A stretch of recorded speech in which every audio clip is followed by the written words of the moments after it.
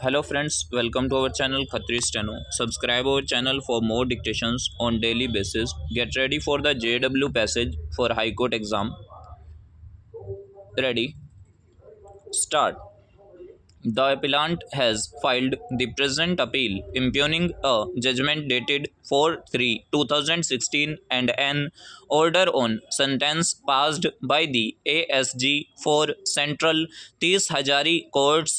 Stop. By the impugned judgment, the appellant was convicted for commission of the offences punishable under sections 392 and 397 of the Indian Penal Code 1860 and was sentenced to severe 7 years of rigorous imprisonment and a fine of rupees 5,000, and in default of payment of such fine to undergo simple imprisonment for a further period of 1 year. Stop. Briefly stated, the case of the prosecution is that on 4/4/2015 at about 8 p.m. the complainant was pulling his rickshaw at Turkman Gate on reaching near HDFC Bank Asaf Ali Road. The accused stopped the complainant and placed a blade on the left side of his head and took out rupees 220 from the complainant's pocket. Stop. At this stage, the complainant raised an alarm and the guard of the HDFC Bank ATM arrived at the spot and helped in apprehensions of the accused. Stop. Stanza. The security guard thereafter made a call at 100 number. Stop. The accused threw the blade on the road. Stop. The police arrived and on the searching the accused rupees 220 were recovered and the blade used in the offence was also recovered from the spot. Stop. On 10/8/2015, the appellant was charged with committing robbery of rupees 220 with the use of a deadly weapon. Stop. The accused pleaded not guilty and the matter was set down for trial. Stop. The prosecution examined 6 witnesses during the trial. ASI P.S. Daryaganj deposed as PW1. Stop. He stated that on 4/4/2015 he was working as a duty officer from 4 p.m. to 12 midnight. Stop. At about 8:13 p.m. he received a call from the control room that some unknown person had snatched money from a rickshaw wala at Blade Point, and accordingly DD entry number 30A was recorded and the same was marked to SI Narendra Pal, who left his constable Satbir for further action. Stop.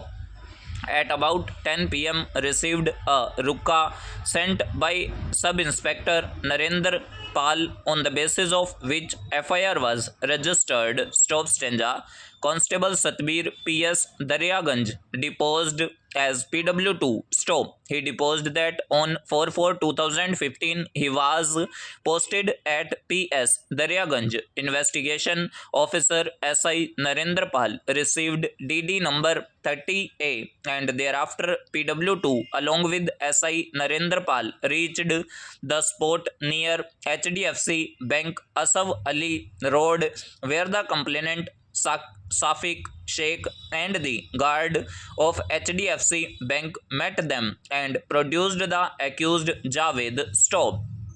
Thereafter, the investigation officer interrogated the accused and the accused disclosed his name and address to the IO. Stop.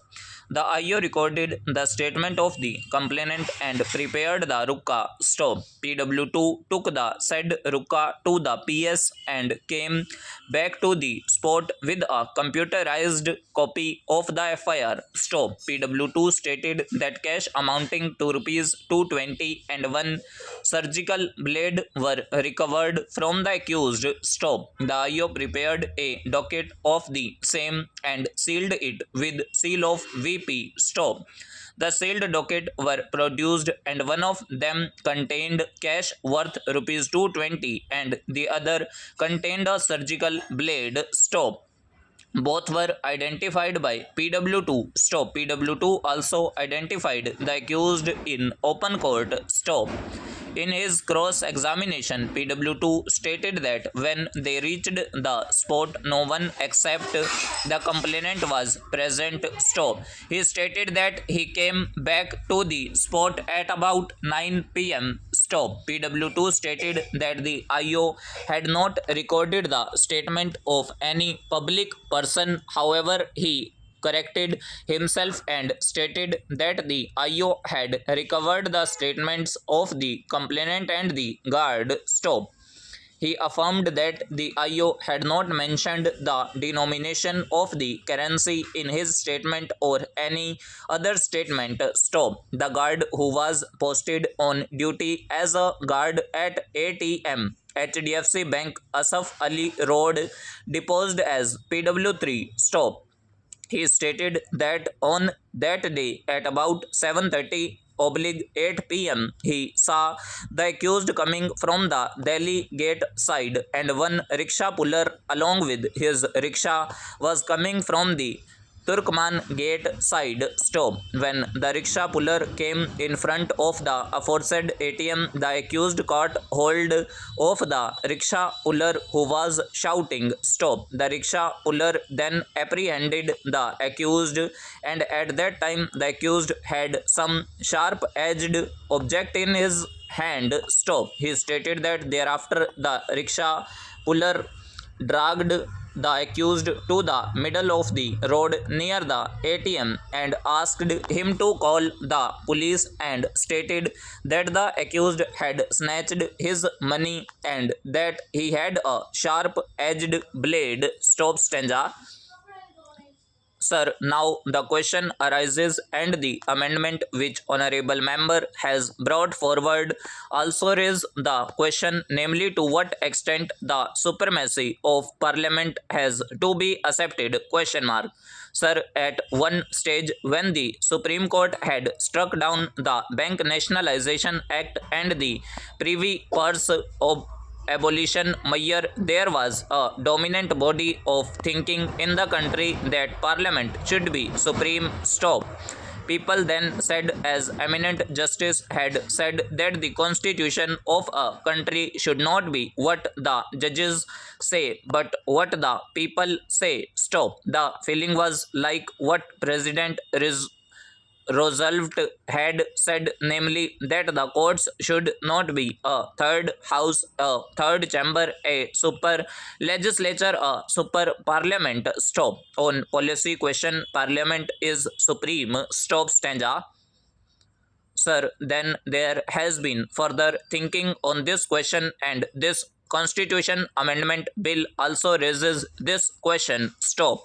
So far as Parliament's power to amend the Constitution is concerned, particularly where individual rights are concerned, where property rights are concerned, and where Parliament is passing legislations for the Harijans, for the backward classes, for the scheduled castes, for the small and marginal farmers, for minorities, and so on, that power should be supreme, unchallengeable and immutable. Stop. This should be beyond the reach of judicial review. Stop. But there is another question. Stop. The question that has now arisen is this. Stop. Among individual rights, there are some rights, that is the property right, which is a subsidiary right and which has to be curbed in social interest. Stop. But among individual right, there are some basic rights like the right to free speech, right to form associations, certain cultural rights, rights of the minorities, and so on. Stop.